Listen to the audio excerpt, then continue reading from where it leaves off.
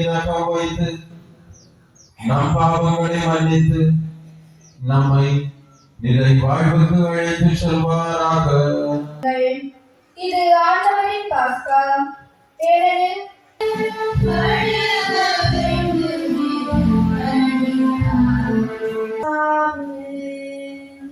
அவரது பார்வையில் மிக ஆண்டவருடைய சாவை அவர்கள் அறிவிக்கிறீர்கள்.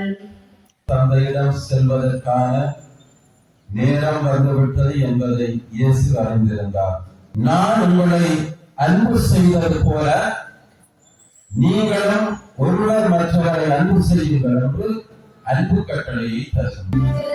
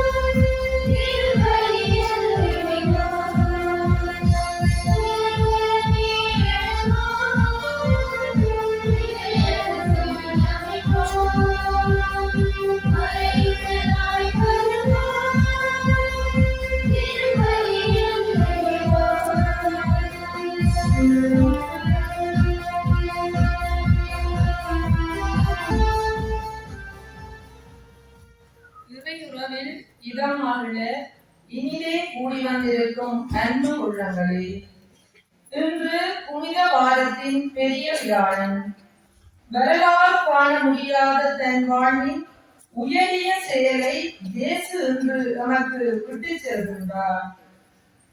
தன்னை உடைத்து கொடுத்து மாதிரி காட்டி சென்று இருவரும் அருட்கொடைகள் வழியாக தன்னை தினமும் பலியாக்கி பலிப்பொருளாக்கி பலிப்பீடத்தின் வழியாக நற்கருணையாக வாழ்ந்து கொண்டிருக்கின்றார். இதையை நினைவாக செய்யுங்கள் எனும் இயேசுவின் வல்லமைமிகு வார்த்தைகள் இன்றும் திருப்பலியில் ஒலித்துக் கொண்டே இருக்கின்றது. இயேசு தம்மையே வெறுமையாக்கி அடிமையின் வடிவை ஏற்று மனிதருக்கு ஒப்பானவர். தான் அழைத்து தேர்ந்தெடுத்து தன்னோடு இருக்க தம் பணி பொறுப்பையை கொடுத்தவர். அவர்களின் கால்களை கழுவி குருத்துவ அருட்கொடைக்குரிய பொருளையும் உணர்த்திவிட்டார். இவ் அழகிய அருட்கொடைகள் வழியாக கிறிஸ்து இன்றும் பாடும் இறைவனாக தன்னை எண்ணித்து விட்டார். அதேவேளை இவ்விரு அருட்கொடைகள் வழியாக திரு அவை இன்றும் வாழ்ந்து கொண்டிருக்கின்றது. எமக்கு தேவையான அருட்கொடைகளும் நிறைவாக பொழியப்படுகின்றன. எனவே எம் இதயத்தை நற்கருணையில் வாழும் கிறிஸ்துவின் ஆலயமாக மாற்றுவோம். அம்மகிழ்ச்சியை உலகெங்கும் பரப்பும் கருவியாக எம்மை மாற்றிக்கொள்ள வரம் கேட்போம். மேலும் தம்மை தியாகியாக்கி தமது வாழ்வால் கிறிஸ்துவை உலகறிவிக்கும் குருக்களுக்காகவும் இப்பலியிலே மன்றாடுவோம். நம் ஆண்டவராகிய இயேசு கிறிஸ்துவின் சிலுவையில் தான் நாம் பெருமை பாராட்ட வேண்டும். அவரிலேதான் நமக்கு மீட்பும் வாழ்வும் உயிர்த்தெழுதலும் உண்டு. அவர் வழியாகவே நாம் மீட்பு பெற்றோம், விடுதலை அடைந்தோம். தந்தை மகன் தூய ஆவியாரின் பெயராலே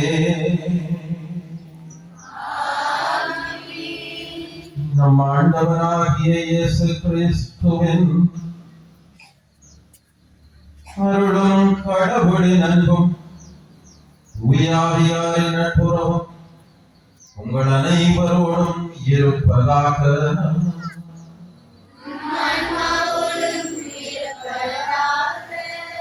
இயேசுவில் பிரியமான சகோதர சகோதரிகளே, ஆண்டவருடைய இரவு விருந்து திருப்பலியை நாங்கள் எல்லாரும் தகுதியாக ஒப்புக் கொடுக்க எங்களுடைய பாவங்களை ஏற்று இறைவனிடம் மன்னிப்பு வேண்டி மன்றாடுவோம். எல்லாம் வல்ல இறைவனிடமும் நான் பாவியம் ஏற்றுக்கொள்கின்றேன். எனது சிந்தனையாலும் சொல்லாலும் செயலாலும் கடமைகளில் தவறினாலும் பாவங்கள் பல செய்வேன். என் பாவமே எத்தனம் பாவமே. ஆகையால் பொழுதும் கன்னியான பொழுது மரியாதை சகோதரர் சகோதரிகளே, உங்களையும் நம்மை ஆண்டவரிடம் எனக்காக வேண்டிக் கொள்ள மன்றாடுகின்றேன். எல்லாம் வல்ல இறைவன் நம் மீது இணக்கம் வைத்து நம் பாவங்களை மன்னித்து நம்மை நிலை வாழ்வுக்கு அழைத்து செல்வாராக.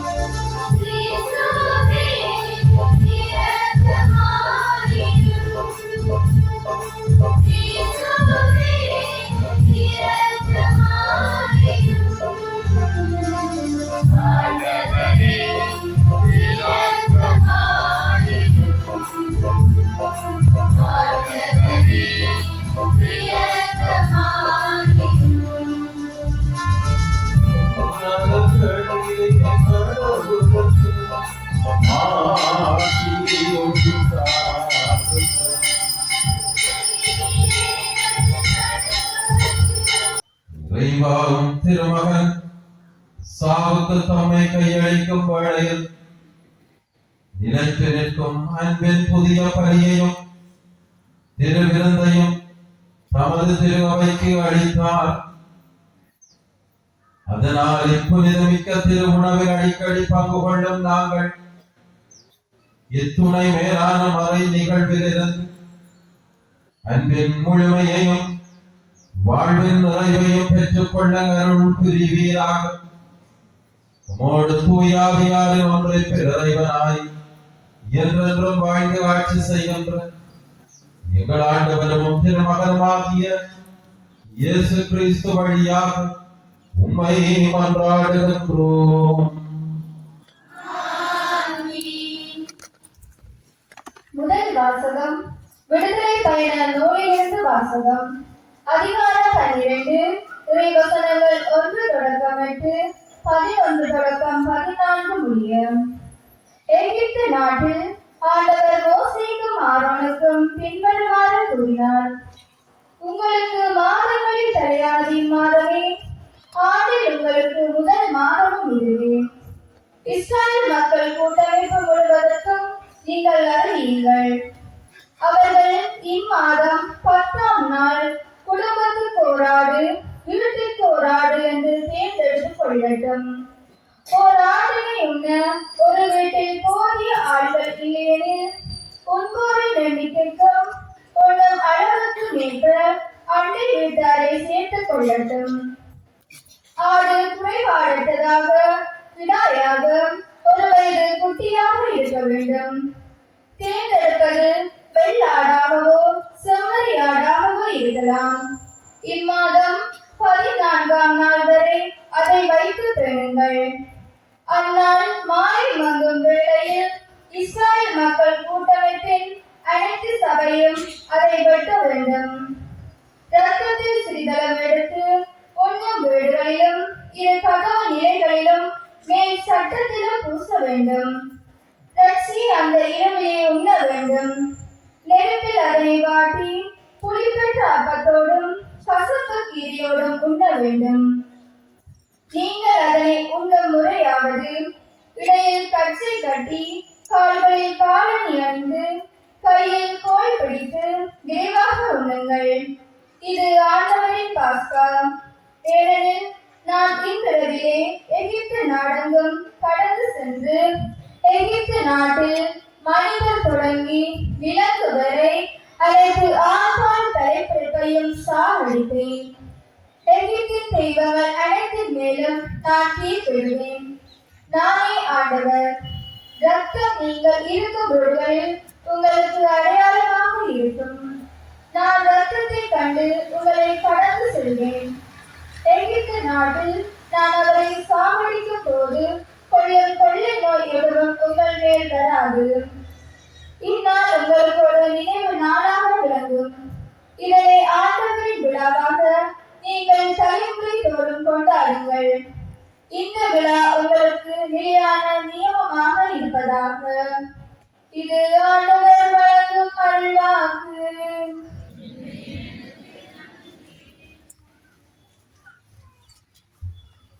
பதுவை பாடலுக்கு பல்லவியாக கடவுளை போற்றி குன்னத்தில் பருகுதல் கிறிஸ்துவின் ரத்தத்தில் பங்கு கொள்வதே. கடவுளை போற்றி குன்னத்தில் பருகுதல் கிறிஸ்துவின் ரத்தத்தில் பங்கு கொள்வதே. ஆண்டவர் எனக்கு செய்த எல்லா நன்மைகளுக்காகவும் நான் அவருக்கு என்ன கைமாறு செய்கிறேன். மீட்பின் கிண்ணத்தை கையில் எடுத்து ஆண்டவரது பெயரை தொழுவேன். மீட்பின் கிண்ணத்தை கையில் எடுத்து ஆண்டவரது பெயரை தொழுவேன்.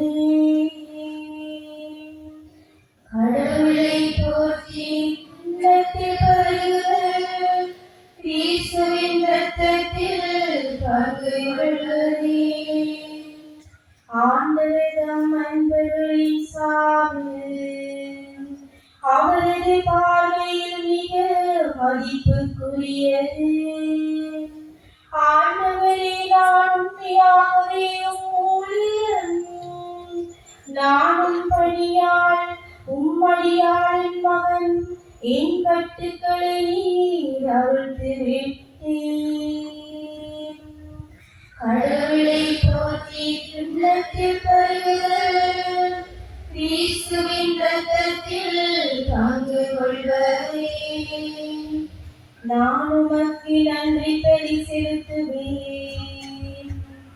ஆண்டவராகிய உம் பெயரை தொழுவேன். இப்போது உம் மக்கள் அனைவரின் முன்னிலையில் ஆண்டவரே உமக்கு என் பொருத்தனைகளை நிறைவேற்றுவேன். இப்போது உம் மக்கள் அனைவரின் முன்னிலையில் ஆண்டவரே உமக்கு என் பொருத்தனைகளை நிறைவேற்றுவேன். கடவுளை போற்றி குன்னத்தில் பருகுதல் கிறிஸ்துவின் ரத்தத்தில் பங்கு கொள்வதே. கடவுளை போற்றி குன்னத்தில் பருகுதல் கிறிஸ்துவின் ரத்தத்தில் பங்கு கொள்வதே.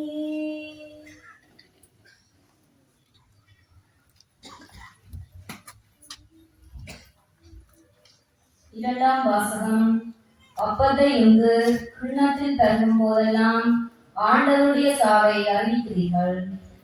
திருத்தூதர் பவுல் கொரிந்தியருக்கு எழுதிய முதல் திருமுகத்திலிருந்து வாசகம். சகோதர சகோதரிகளே, ஆண்டவரிடம் இருந்து நான் எதை பெற்றுக்கொண்டேனோ அதை உங்களிடம் ஒப்படைக்கிறேன். அதாவது ஆண்டவராகிய இயேசு காட்டிக் கொடுக்கப்பட்ட அந்த இரவில் அப்பத்தை எடுத்து கடவுளுக்கு நன்றி செலுத்தி அதை பிட்டு இது உங்களுக்கான என் உடல், இதை என் நினைவாக செய்யுங்கள் என்றார். அப்படியே உணவு அருந்தியபின் கிண்ணத்தையும் எடுத்து, இந்த கிண்ணம் என் இரத்தத்தால் நிலைப்படுத்தப்படும் புதிய உடன்படிக்கை. நீங்கள் இதிலிருந்து பருகும் போதெல்லாம் என் நினைவாக இவ்வாறு செய்யுங்கள் என்றார். ஆதலால் நீங்கள் இந்த அப்பத்தை உண்டு கிண்ணத்தில் பருகும் போதெல்லாம் ஆண்டவருடைய சாவை அவர் வரும் வரை அறிவிக்கிறீர்கள். இது ஆண்டவர் வழங்கும் அருள்வாக்கு.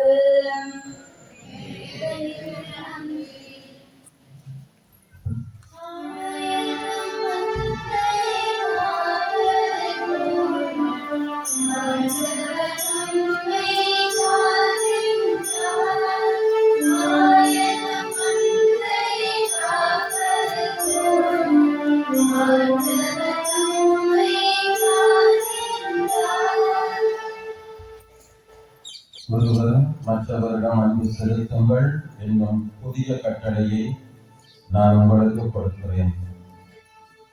நான் உங்களிடம் அன்பு செலுத்தியது போல நீங்களும் ஒருவர் மற்றவரிடம் அன்பு செலுத்துங்கள் என்கிறார் ஆண்டவர்.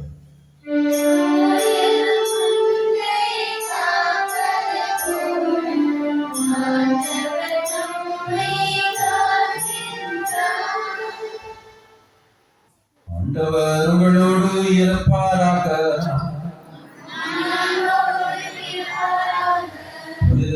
யோவான் எழுதிய தூய செய்தியிலிருந்து வாசகம்.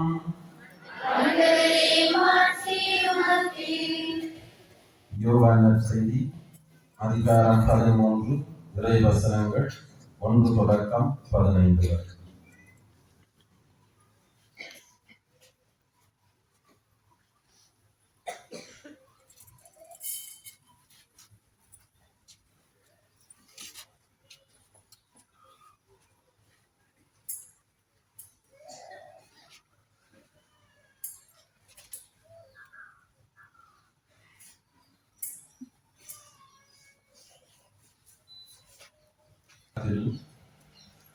பாஸ்கா விழா தொடங்க இருந்தது. தாம் இவ்வுலகத்தை விட்டு தந்தையிடம் செல்வதற்கான நேரம் வந்துவிட்டது என்பதை இயேசு அறிந்திருந்தார். உலகில் வாழ்ந்த தமக்குரியோர் மேல் அன்பு கொண்டிருந்த அவர் அவர்கள் மேல் இறுதி வரையும் அன்பு செலுத்தினார். இயேசுவை காட்டிக் கொடுக்கும் எண்ணத்தை அல்லது சீமோனின் மகனாகிய யூதாஸ் இஸ்காரியோத்தின் உள்ளத்தில் எழச் செய்திருந்தது. இரவுணவு வேளையில் தந்தை அனைத்தையும் தாம் கையில் ஒப்படைத்துள்ளார் என்பதையும், தாம் கடவுளிடமிருந்து வந்தது போல் அவரிடமே திரும்ப செல்ல வேண்டும் என்பதையும் அறிந்தவராய் இயேசு பந்தியில் இருந்து எழுந்து தம் மேலுடையை கழற்றி வைத்துவிட்டு ஒரு துண்டை எடுத்து இடுப்பில் கட்டிக் கொண்டார். பின்னர் ஒரு குவளையில் தண்ணீர் எடுத்து சீடர்களுடைய காலடிகளை கழுவி இடுப்பில் கட்டியிருந்த துண்டால் துடைக்க தொடங்கினார். சீமோன் பேதுருவிடம் இயேசு வந்தபோது அவர், ஆண்டவரே, நீரா என் காலடிகளை கழுவப் போகிறீர் என்று கேட்டார். இயேசு மறுமொழியாக, நான் செய்வது இன்னதென்று இப்போது உனக்கு புரியாது, பின்னரே புரிந்து கொள்வாய் என்றார். பேதுரு அவரிடம், நீர் என் காலடிகளை கழுவ விடவே மாட்டேன் என்றார். இயேசு அவரை பார்த்து, நான் உன் காலடிகளை கழுவாவிட்டால் என்னோடு உனக்கு பங்கு இல்லை என்றார். அப்போது சீமோன் பேதுரு, அப்படியானால் ஆண்டவரே, என் காலடிகளை மட்டுமல்ல என் கைகளையும் தலையையும் கூட கழுவும் என்றார். இயேசு அவரிடம், குளித்து விட்டவர் தம் காலடிகளை மட்டும் கழுவினால் போதும், அவர் தூய்மையாகி விடுவார். நீங்களும் தூய்மையாய் இருக்கிறீர்கள், ஆனாலும் அனைவரும் தூய்மையாய் இல்லை. என்றார். தம்மை காட்டுக் கொடுப்பவர் எவர் என்று அவருக்கு ஏற்கனவே தெரிந்திருந்தது. எனவேதான் உங்களுள் அனைவரும் தூய்மையாய் இல்லை என்றார். அவர்களுடைய காலடிகளை கழுவிய பின் இயேசு தம் மேலுடையை அணிந்து கொண்டு மீண்டும் பந்தியில் அமர்ந்தார். அவர்களிடம் கூறியது, நான் உங்களுக்கு செய்தது என்னவென்று உங்களுக்கு புரிந்ததா? நீங்கள் என்னை போதகர் என்றும் ஆண்டவர் என்றும் அழைக்கிறீர்கள். நீங்கள் அவ்வாறு கூப்பிடுவது முறையே நான் போதகர் தான், ஆண்டவர் தான்.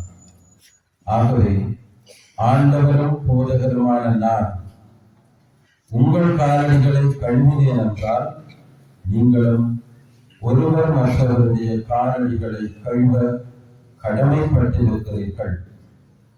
நான் செய்தது போல நீங்களும் செய்யுமாறு நான் உங்களுக்கு முன்மாதிரி காட்டினேன் என்றார்.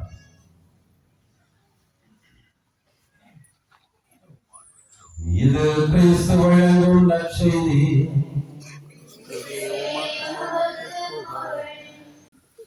ஒருவர் மற்றவரிடம் அன்பு செலுத்துங்கள் என்னும் புதிய கட்டளையை நான் உங்களுக்கு கொடுக்கின்றேன். நான் உங்களிடம் அன்பு செலுத்தியது போல நீங்களும் ஒருவர் மற்றவரிடம் அன்பு செலுத்துங்கள். இறையேசுவில் பிரியமான சகோதர சகோதரிகளே, ஆண்டவரின் இராவுணவு பலியை ஒப்புக் கொடுத்து இறை வார்த்தைகளை தியானித்துக் கொண்டிருக்கின்றோம். இன்றைய இந்த நாளின் முக்கியத்துவம்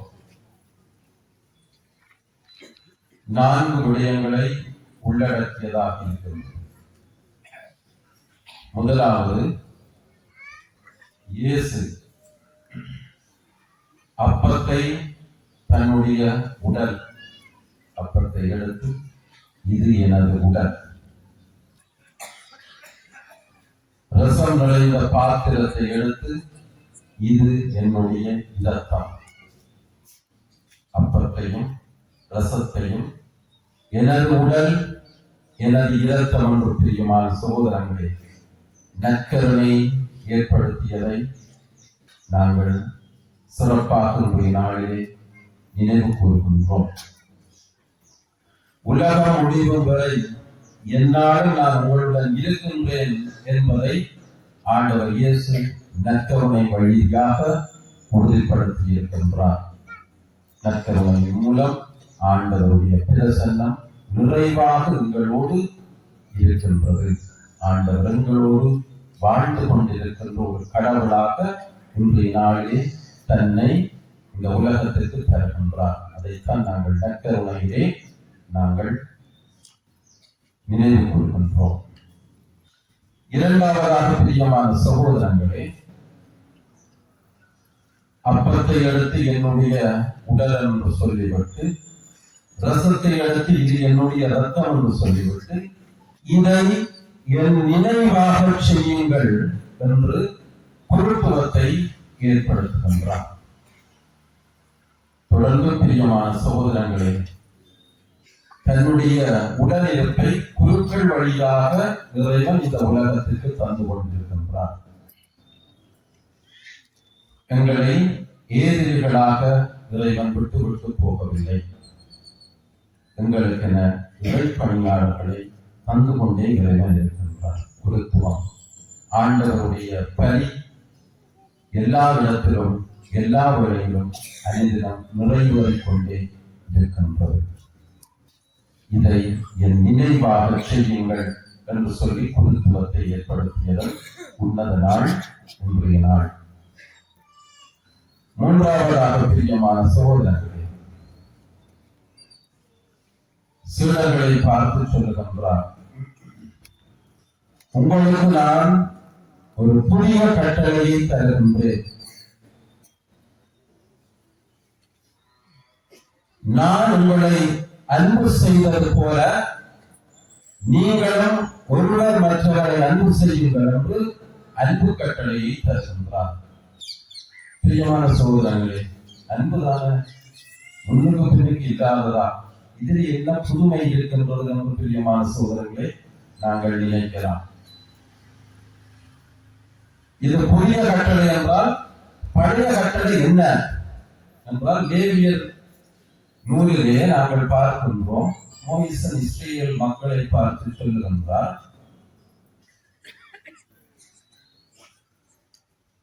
நீங்கள் ஒவ்வொருவரும் உங்களை அன்பு செய்வது போல உங்களுக்கு அடுத்திருப்பவரையும் அன்பு செய்யுங்கள். நீங்கள் ஒவ்வொருவரும் உங்களை அன்பு செய்வது போல உனக்கு அடுத்திருப்பவரையும் நீ அன்பு செய்வாயாக என்ற கட்டளையை கொடுக்கின்றார். இது லேவியராகமத்திலே நாங்கள் பார்க்கின்ற கட்டளை. இது பழைய கட்டளை. இன்று ஆண்டவர் இந்த பழைய கட்டளைக்கு ஒரு புதிய பரிமாணத்தை கொடுக்கின்றார். அந்த பரிமாணம் என்ன என்றால் பிரியமான சகோதரர்களே, நான் உங்களை அன்பு செய்தது போல நீங்களும் ஒருவர் மற்றவரை அன்பு செய்யுங்கள்.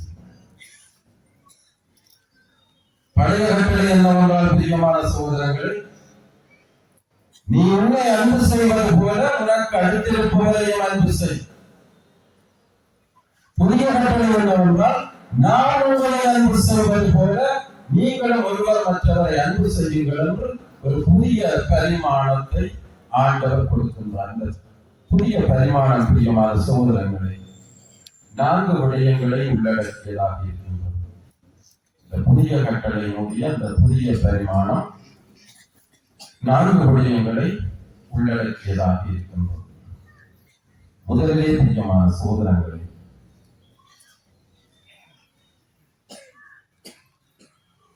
ஆண்டவர் எப்படி இந்த தன்னுடைய சீடர்களை அன்பு செய்தாரோ அப்படித்தான் சீடர்கள் ஒருவர் மற்றவரை அன்பு செய்ய வேண்டும். எப்படி இயேசு தன்னை அன்பு செய்தார் என்றால் உன்னதமான தியாகம். தன்னை தியாக பலியாக ஆண்டவர் இந்த உலகத்திற்கு எதையும் எதிர்பார்க்கவில்லை. நீங்கள் என்னை அன்பு செய்தால் தான் நான் உங்களை அன்பு செய்வேன் என்பது பிரியமான சகோதரங்களை ஆண்டவர் இயேசுவினுடைய அந்த அன்பு கட்டளைக்குள்ளே பொதிந்திருக்கவில்லை. தன்னையே இந்த உலகத்திற்கு தியாகமாக்கியதுதான் பிரியமான சகோதரங்களை இயேசு இந்த உலகத்தை அன்பு செய்ததன் விதம். எதையும் எதிர்பார்க்கவில்லை. நாங்கள் பாவிகளாக இருந்தும் எங்களுக்காக தன்னையே பலியாக்கினார். ஒரு நல்ல மனிதனுக்காக யாராவது எதையாவது செய்யலாம். தீமையிலே இருக்கின்றவர்கள், பாவத்திலே இருக்கின்றவர்கள், வாழ்வும் பெரிய சீர்களுக்கெல்லாம் காரணமாக இருக்கின்ற எங்கள் உணர்வதற்காகவும் பிரியமான சகோதரங்களை ஆண்டவர் தன்னை பலியாக்கியதான் இந்த இயேசுங்களை அன்பு செய்வதனுடைய ஒரு அழகான பெருமாள், ஒரு தியாகம் இருக்கு. 2வது பிரியமான சகோதரங்களே, ஆண்டவர் இயேசுவனுடைய அன்பு இறை வல்லமையை கொண்டதாக இருக்கின்றது.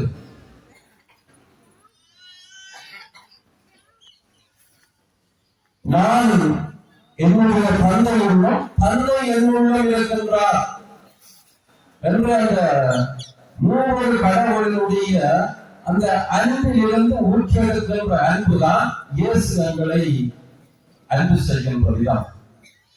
இது ஒருவனை ஒரு மனித அன்பு அல்ல, ஒரு தெய்வீக அன்பு. இயேசு எங்களை அன்பு செய்கின்ற விதம் பிரியமான சகோதரர்களே ஒரு தெய்வீகம் கலந்த அன்பு. 3வது பிரியமான சகோதரர்களே, நான் உங்களை அன்பு செய்தது போல நீங்கள் ஒருவர் மற்றவரை அன்பு செய்யுங்கள். இதிலிருந்து மற்றவர்கள் உங்களை அறிந்து கொள்வார்கள், இவர்கள் என்னுடைய சீடர்கள் என்று அறிந்து கொள்வார்கள். ஒரு குடும்ப வாழ்வின் அடிப்படையாக இந்த அன்பை கொடுக்கிறது. இந்த உலகத்திலே இருக்கிற எத்தனையோ குடும்பங்கள் பிரியமான சகோதரங்கள் இந்த உலகத்திலே இருக்கின்றன. அந்த குடும்பங்கள் எல்லாவற்றையும் போன்றது அல்ல திருவை அல்லது உங்களுடைய அன்பியங்கள். ஆண்டவருடைய சீடத்துவ குடும்பம் என்பது பிரியமான சகோதரங்களை இந்த உலகத்திலே இருக்கின்ற அந்த குடும்பங்களை போன்றது அல்ல. இந்த குடும்பத்துக்குள்ளே என்ன இருக்க வேண்டும் என்றால் ஆண்டவர் இயேசுடைய அன்பு இருக்க வேண்டும். இயேசு உங்களை அன்பு செய்வது போல, நான் உங்களை அன்பு செய்வது போல நீங்களும் ஒருவர் மற்றவரை அன்பு செய்யுங்கள். இதிலிருந்து மற்றவர்கள் தெரிந்து கொள்வார்கள் இவர்கள் கடவுளின் சீடர்கள் என்பதை அறிந்து கொள்வார். ஆகவே என்னையும் உங்களையும் ஒருவர் பார்த்தால் கடவுளுடைய அன்பு எப்படிப்பட்டதாக இருக்கும் என்பதை புரிந்து கொள்வதற்கான ஒரு அன்புதான் பிரியமான சகோதரர்களே. இந்த அன்பு ஒரு குடும்பத்துக்கு அடிப்படை. ஒரு குடும்பம் எப்படி வாழ வேண்டும் என்றால், ஒரு சமூகம் எப்படி வாழ வேண்டும் என்றால் அதற்கு அடித்தளமாக இருக்கின்றது இந்த ஆண்டவருடைய அன்பு. நான்காவது பிரியமான சகோதரர்களே, வல்லமை நிறைந்த அன்பு. வல்லமை நிறைந்த அன்பு, இறை வல்லமை நிறைந்த அன்பு. இந்த அன்பை பிரியமான சகோதரர்கள் யாரும் இலகுவாக வாழ்ந்துவிட்டு போகக்கூடிய அன்பு இந்த இறை அன்பு அல்ல. இதற்கு தூய ஆவியாருடைய அருட்பொழிவு வேண்டும். அருட்பொழிவு. நானும் நீங்களும் பிரியமான சகோதரர்கள் இந்த இயேசுவினுடைய அன்பை எங்களுடைய சொந்த முயற்சியால் வாழக்கூடிய ஒரு அன்பு அல்ல. இந்த அன்பை வாழ்வதற்கு எங்களுக்கு இறைவனுடைய வல்லமை வேண்டும். தூய ஆவியாருடைய அருட்பொழிவு வேண்டும். எனவே இந்த அன்புக்குள்ளே இந்த இருக்கின்ற அந்த 4 பரிமாணங்களையும் சற்று நாங்கள் ஆழமாக அலசுவோம். முதலாவது நாங்கள் பார்க்கின்றோம், நான் உங்களை அன்பு செய்தது போல நீங்களும் ஒருவர் மற்றவரை அன்பு செய்யுங்கள் என்கின்ற அந்த அன்பு கட்டளைக்குள்ளே இருக்கின்ற இந்த 4 பரிமாணங்களிலும் 2 முக்கியமான பரிமாணங்களை பார்ப்போம். ஒன்று தியாகம், மற்றது இறைவல்லம். 2ஆம் உலக மகாயுத்தம் பிரியமான சகோதரர்களே, யூதர்கள் எல்லாம் நாசி படைகளினாலே கைதிகளாக இழுத்துச் செல்லப்படுகிறார்கள். மிகவும் கொடூரமாக கொலை செய்யப்படுகிறார்கள். அந்த கொலையினுடைய ஒரு முறை என்னவென்றால், வரிசையிலே யூதர்களை தூக்கிலே போடுவார்கள். மற்ற கைதிகள் எல்லாம் ஒன்று அவர்கள் துடித்து சாவதை மற்றவர்கள் எல்லாரும் பார்த்து கொண்டு இருக்கிறது. எப்படி இந்த தூக்குக்கென கைதிகளை தெரிவு செய்கின்றார்கள் என்றால், குழுக்கள் முறையிலே அவர்கள் தெரிவு செய்வார்கள். அந்த ஜெயில் அதிகாரி, சிறைச்சாலை அதிகாரி நிறுத்தத்தை கொண்டு வருவார். அதிலிருந்து அவர்கள் எடுப்பார்கள். எடுத்து யாருக்கெல்லாம் நம்முடைய நாளுக்கு தூக்கிலே தொங்குவதற்கு சுட்டு விடுகின்றதோ அவர்கள் எல்லாரும் தூக்கிலே போடப்படுவார். அவ்வாறு பிரியமான சோதனைகளே, தூக்கிலே போடுவதற்கென தெரிவு செய்யப்பட்ட மனிதர்களிலே ஒருவர் அதிலே நின்று மிகவும் மிகவும் பரிதாபகரமாக அழுகின்றார். தன்னுடைய மனைவி பிள்ளைகளை எல்லாம் நினைத்து அவர் அழுகின்றார். அழுத பொழுது அந்த ஜெயில் சிறைச்சாலை அதிகாரி அவரிடம் சொல்லுகின்றார், இதிலே பல்லாயிரக்கணக்கான கைதிகள் இருக்கிறார்கள். இவர்களில் யாராவது உனக்கு பதிலாக இந்த தூக்கிலே இன்று தொங்குவதற்கு தயார் என்று சொன்னால் நான் உன்னை விடுதலை செய்கிறேன் என்று சொல்லுங்கள். அன்பிற்குரிய சகோதரர்களே, இவருக்கு பதிலாக சாவதற்கு யார் வருவார்? பல மணி நேரமாக யாரும் முன்வரவில்லை. அந்த நேரத்திலே ஒருவருடைய குரல் கேட்கிறது, நான் இந்த சகோதரனுக்காக தூக்கிலே தொங்குவதற்கு வருகிறேன். அன்று பிரியமான சகோதரர்களை ஒருவர் முன்வந்த அவரை அவர்கள் சிலுவையிலே தொங்க விடுகிறார். அவர்கள் தூக்கிலே தொங்கப்பட்டார். அவர் அதை மதிக்கின்றார்.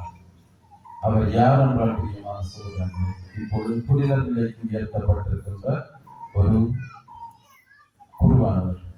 அவருடைய பெயர் மேக்சிமிலன் கோல்பே. மேக்சிமிலன் கோல்பே என்ற அந்த குரு இந்த சகோதரருக்காக அன்றைய நாளிலே தூக்கிலே தொங்கி இவருக்கு விடுதலை கொடுத்தார். இதுதான் பிரியமான சகோதரர்களே தியாகம், தியாக அன்பு.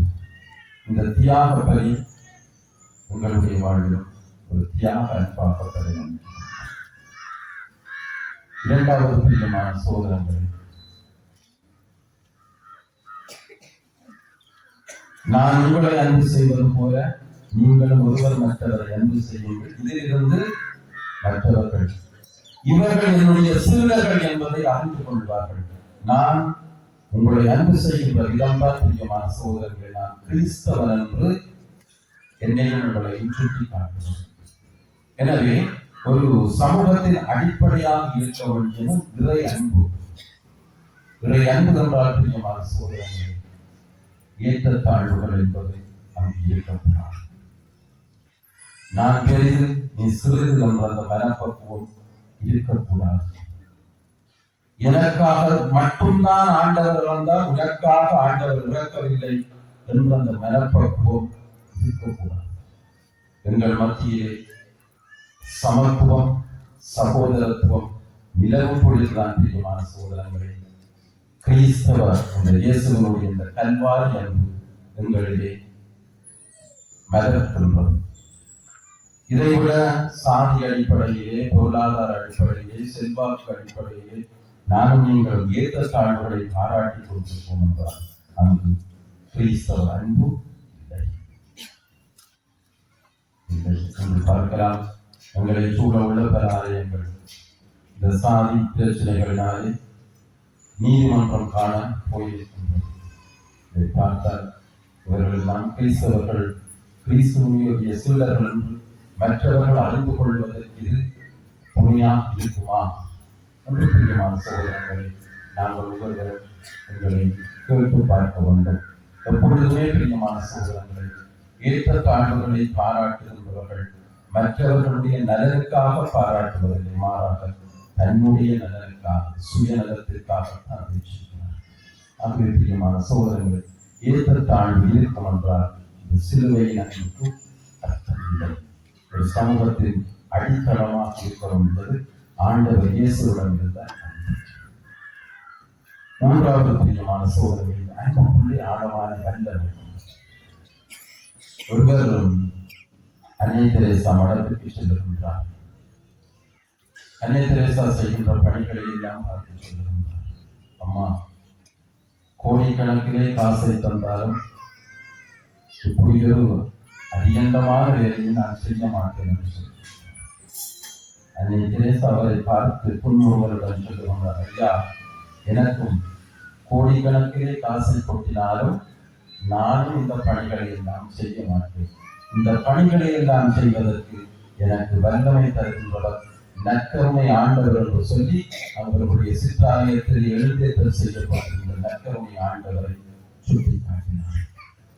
எனவே பிரியமான சோதரங்களை அன்புப்படி செய்ய வேண்டும் என்றால் அது எங்களுடைய வல்லமையால் நிகழ்வது அல்ல, மாறாக கடவுள் எங்களுக்குள்ளே இருந்து எங்களை உந்தி தள்ளி அந்த பணிவாழ்வுக்கு அழைத்து அந்த பணிவாழ்வுக்கு எங்களுக்கு வல்லமை தருகின்ற அந்த தேவ வல்லமையின் வெளிப்பாடுதான் பிரியமான சோதரங்களை இந்த இயேசு அன்பு செய்தது போல நாங்களும் மற்றவர்களை அன்பு செய்ய எங்களுக்கு கிடைக்கின்ற அந்த எனவே பிரியமான சோதரங்கள் அழகான இந்த நாளிலே 4 முக்கிய விடயங்களை நாங்கள் தியானிக்கின்ற வேளையிலே நற்கருணையை ஏற்படுத்தியது, குருத்துவத்தை ஏற்படுத்தியது, அன்பு கட்டளை எங்களுக்கு தந்தது, அந்த அன்பின்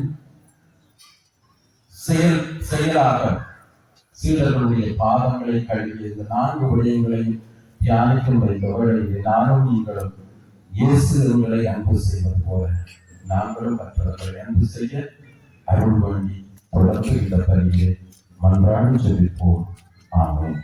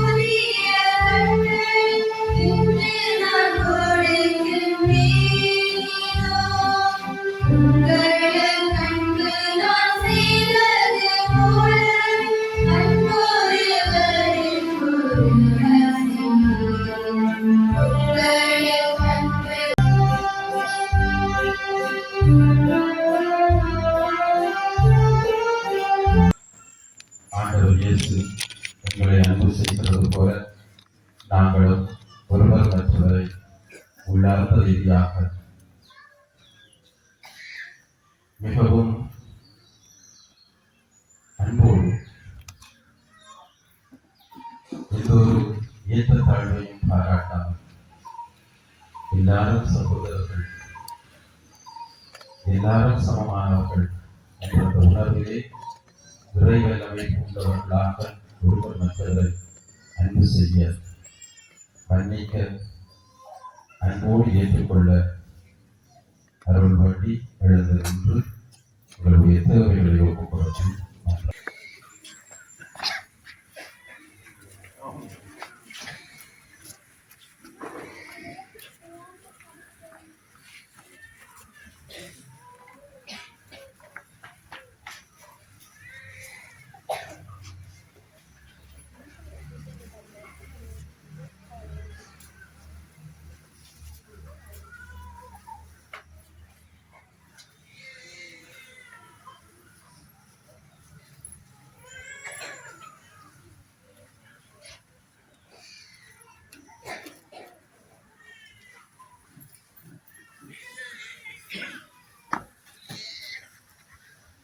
திருவைகளில் பணிபுரியும் திருத்தந்தை, ஆயர்கள், குருக்கள், உறவினர், பொதுநிலையினர் அனைவரையும் நிறைவாக ஆசீர்வதித்தரும். இறைவனது அழைப்பினை வாழ்வாக்கி என்று மறையாட்சியின் கைதிகளாக சுதந்திரவும் சிறப்பாக அவரது பங்கு தந்தை மற்றும் அருள் சகோதரர்களுக்கு பணிவாழ்விலும் என்றும் துணையாக இருந்து வழிநடத்த வேண்டும் என்று இறைவா உம்மை மன்றாடுகின்றோம். என்றும் நம்மோடு பயணிக்கிறோம் அன்பான தெய்வமே, எமது நாட்டுக்காகவும் நாட்டு தலைவருக்காகவும் மன்றாடுகின்றோம். நாளாந்த வாழ்வில் தாழ்ச்சி என்றும் புண்ணியத்தினை கற்றுக்கொள்ளவும், நாட்டின் பொது நன்மையும் மக்களின் நலன்களிலும் அதிக அக்கறை கொண்டு வாழ்ந்திட வேண்டிய வரங்களை நிறைவாக பொழிந்தர வேண்டும் என்று இறைவா உம்மை மன்றாடுகின்றோம். என்று நம்மோடு வாசம் செய்யும் நற்கருணை நாதரே, உமது அன்பின் பிரசன்னத்தினை நற்கருணை மூலம் நிறைவாக பெற்றிடவும் தகுதியான உள்ளத்துடன் நற்கருணை ஆண்டவர் தம் உள்ளங்களில் வரவேற்று அன்பிலும் தியாகத்திலும் பகிர்விலும் நிலைத்து வாழ்ந்து என்றும் அருமருந்தாக திகழ்ந்திட வேண்டிய வரங்களை நிறைவாக பொழிந்தர வேண்டும் என்று இறைவா உம்மை மன்றாடுகின்றோம். ஆசிரியர் பெரும்பொருளே இறைவா, இந்திய சமகால சூழ்நிலையில் மிகுந்த அச்சத்தோடும் தீராத நோய்களோடும் முடிவில்லாத கவலைகளோடும் என்றும் வாழும் அனைத்து உள்ளங்களையும் நினைவில் கொண்டு அவர்களது வாழ்வில் வரும் சவால்களை வெற்றி கொண்டு உம்முடன் இணைந்து பயன் கொடுக்கும் பயனுள்ள கருவிகளாக மலர்ந்திட வேண்டிய வரத்தினை நிறைவாக பொழிந்தர வேண்டும் என்று இறைவா உம்மை மன்றாடுகின்றோம். அன்பின் உற்றாக்கி அறிவா, எம் பங்கில் உள்ள குடும்பங்களை உம் கரத்தில் ஒப்படைக்கின்றோம். உமது விசுவாச வாழ்வில் என்று நினைத்து வாழ்ந்திடவும் இறைவனது வார்த்தையினால் வாழ்வாக்கி உமது அன்பு பாதையில் என்றும் நடந்திடவும் சிறப்பாக அவர்களது தொழில் துறைகளையும் ஆசீர்வதித்து என்று உமது நல்ல இடத்தில் வைத்து காத்தல வேண்டும் என்று இறைவா உம்மை மன்றாடுகின்றோம்.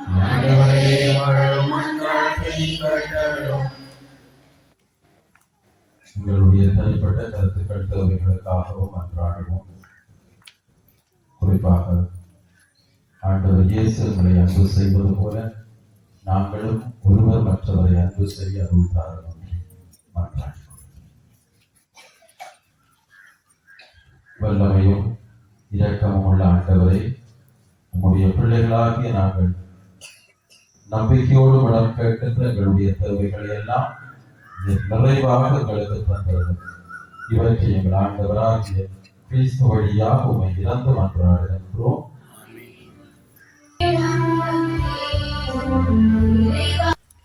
மிக சகோதரர்களே, என்னுடையதும் உங்களுடையதுமான இந்த வல்லமை உள்ள திருப்பை எல்லாம் வல்ல நம் தந்தையாகிய இறைவனுக்கு ஏற்றதாகும்படி மன்றாடுங்கள்.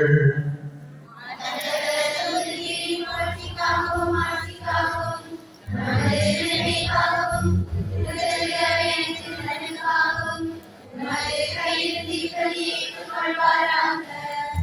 ஆண்டவரே, எப்பொழுதெல்லாம் இப்பணியை நினைவு கொண்டாடப்படுகின்றதோ அப்பொழுதெல்லாம் மக்கள் வீட்டில் செயல் நிறைவேற்றப்படுகின்றது.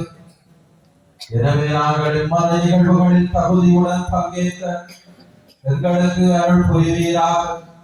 எங்கள் ஆண்டவராகிய கிறிஸ்து வழியாக உம்மை மன்றாடுகின்றோம். ஆண்டவர்களோடு இருப்பாராக. எங்களை மேலே எழுப்புங்கள். நம் இறைவனாகிய ஆண்டவருக்கு நன்றி கூறுவோம். ஆண்டவரே, தூயவரான தந்தையே என்றுமுள்ள எல்லாம் வல்ல இறைவா, எங்கள் ஆண்டவராகிய கிறிஸ்து வழியாக எந்நாளும் அவ்விடத்திலும் நாங்கள் உமக்கு நன்றி செலுத்துவது மெய்யாகவே தகுதியும் நீதியுமாகும் உங்கள் கடமையும் வெட்புக்குரிய செயலமாகும். என்றுமுள்ள மெய்யான குருவாகியவர் நிலையான பரிமுறையை ஏற்படுத்தினார். வேட்புகளுக்கும் பரிபொருளாக முதல் தம்மையை உமக்கு ஒப்புக் கொடுத்து தம் நினைவாக நாங்களும் பரிசெலுத்த வேண்டும் என்று கற்பித்தார். எங்களுக்காக பலியான அவருடைய திருவுடலை உண்ணும் போதெல்லாம் நாங்கள் வலிமை பெறுகின்றோம். அவர்களுக்காக சிந்திய திரு இரத்தத்தை பருகும் போதெல்லாம் நாங்கள் கழுவப்பட்டு தூய்மை அடைகின்றோம். ஆகவே வானதூதர் முதன்மை வானதூதரோடும் அரியணையில் அமர்வோர் தலைமை தாங்குவோரோடும் வான்படைகளின் அணிகள் அனைத்தோடும் சேர்ந்து நாங்கள் உமது ஆட்சியை புகழ்ந்து பாடி முடிவின்றி சொல்லுவதாவது: தூயவர், தூயவர், தூயவர்,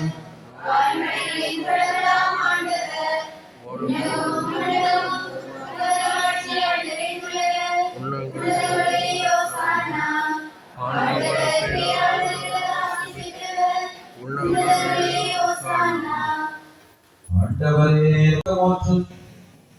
ஆகவே உம்முடைய ஆவியை பொழிந்து இக்காணிக்கைகளை தூய்மைப்படுத்த வேண்டும் என உம்மை தாழ்மையுடன் மன்றாடுகின்றோம்.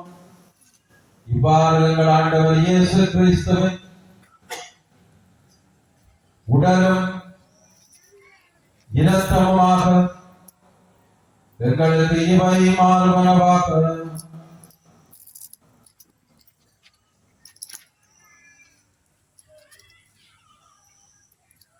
அவர் பாடுபட உணர்கணிந்து நம்மை கையளித்த போது அப்பத்தை எடுத்து நன்றி செலுத்தி அதை பெற்று தம் சீடரை கணித்து கூறியதாவது: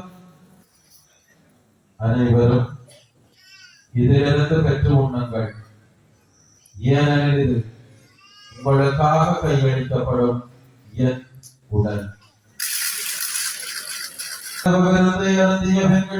அடுத்து மீண்டும் உமக்கு நன்றி கூறி தம் சீடரை கழித்தவர் கூறியதாவது: அனைவரும் இதிலிருந்து பெற்று பருகுங்கள், ஏனெனில் இது புதிய நிலையான உடன்படிக்கைக்குரிய என் இரத்தத்தின் கிண்ணம். இது பாவ மன்னிப்புக்கென்று உங்களுக்காகவும் பலருக்காகவும் சித்தப்படும். இதை என் நினைவாக செய்யுங்கள். நம்பிக்கையின் மறைபொருள்.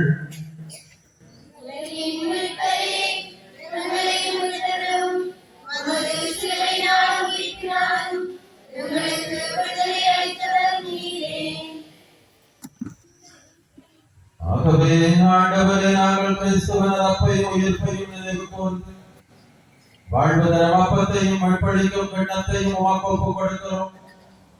உத்திரமன் என்று ஊழியம் புரிய தகுந்தவர்கள் என்று எங்கள் எல்லாரையும் நீர் ஏற்றுக்கொண்டீர்.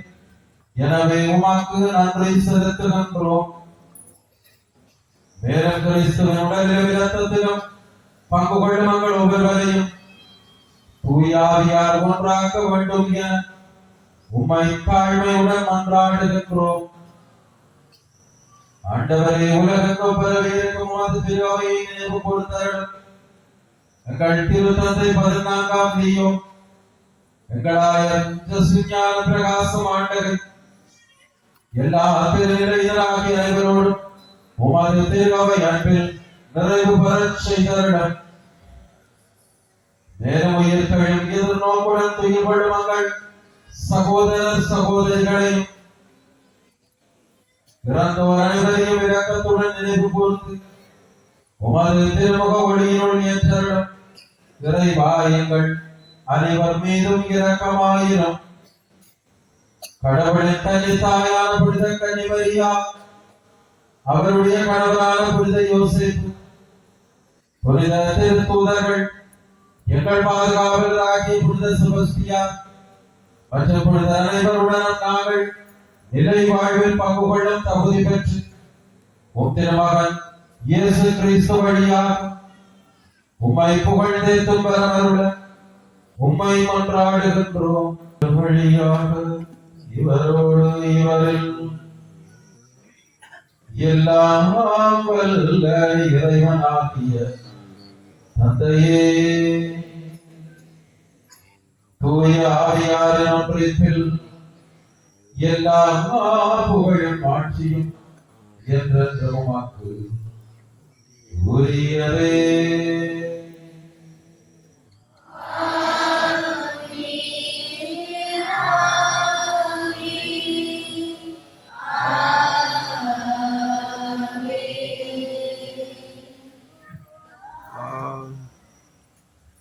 எழுந்து நின்று இயேசு நமக்கு சொல்லி தந்த சபத்தை சுருக்கமாக சொல்லிப்போம். உலகில் இருக்கிற எங்கள் தந்தையே, உமது ஆட்சி வருக, உமது திருவுளம் நிறைவேறுவது போல மண்ணுலகிலும் நிறைவேறுக. எங்கள் வாழ்வுகளை இன்று எங்களுக்கு தாரும். எங்களுக்கு எதிராக குற்றம் செய்வோரை நாங்கள் மன்னிப்பது போல எங்கள் குற்றங்களை மன்னியும்.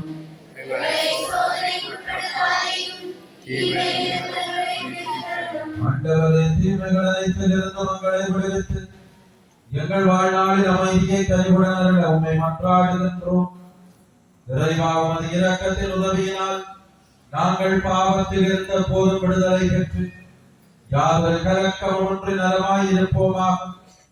நாங்கள் எதிர்நோக்கி இருக்கும் பேரின்பத்திற்காகவும் எம்மட்பராகிய இயேசு கிறிஸ்துவின் வல்லமை மிகுந்த ஒரு வருகைக்காகவும் மகிழ்ச்சியுடன் காத்திருக்கின்றோம்.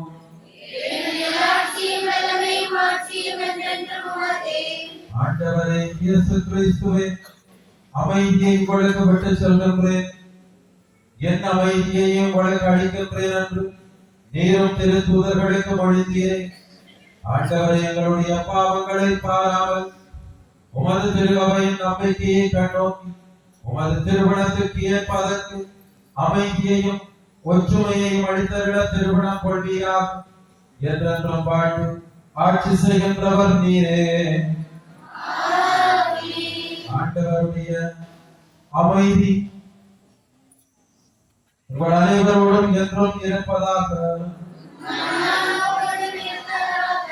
ஒருவருக்கு அமைதியை வாழ்த்து மிகுந்த அன்போடு பகிர்ந்து கொள்வோம். உங்களுக்கு அமைதி உண்டாகும்.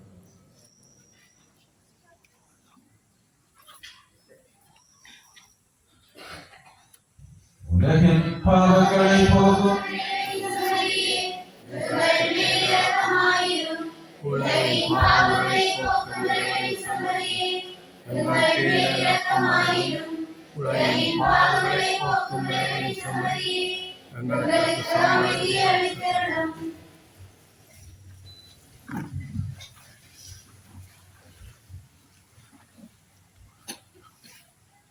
ஆண்டவரே இயேசு கிறிஸ்துவே, உயிருள்ள இறைவனின் திருமகனை தந்தையின் திருவிழப்படி தூயாவியாரும் துழைப்பாளர் சாவின் வழியாக இந்த உலகத்திற்கு வாழ்வு அளித்தீர். ஆண்டவரே, உடைய பெற்ற புனித உடலினாலும் இரத்தத்தினாலும் என்னுடைய குற்றங்களை மன்னித்தருளும். தீமைகளில் இருந்தங்கள் எல்லாரையும் ஒழித்தருளும். நாங்கள் என்றும் உங்களுடைய கட்டளைகளில் கருத்தோன்று நிற்க செய்தருளும். இயேசுவே, நாங்கள் ஒருபோதும் உம்மை விட்டு பிரிய விடாதே. இதோ இறைவனின் செம்மறி, இதோ உலகின் பாவங்களை போக்குகின்றவன். இவருடைய திருவிருந்துக்கு அழைக்கப்பட்ட நாங்கள் ஒவ்வொருவரும் பெயர் பெற்றோர்.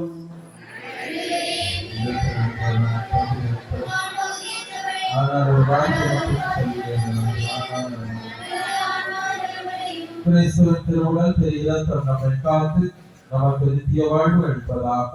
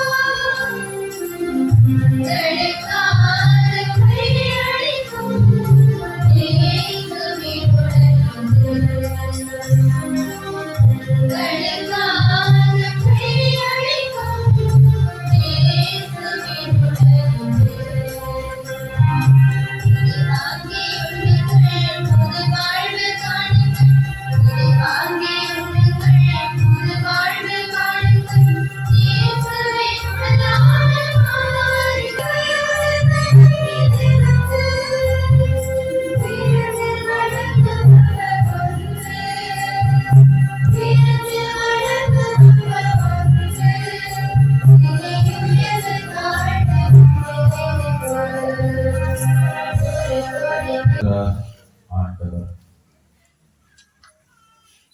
மன்றாடுவோமாக. எல்லாம் வல்ல இறைவா, எங்களுக்கு அருள் புரிவீராக.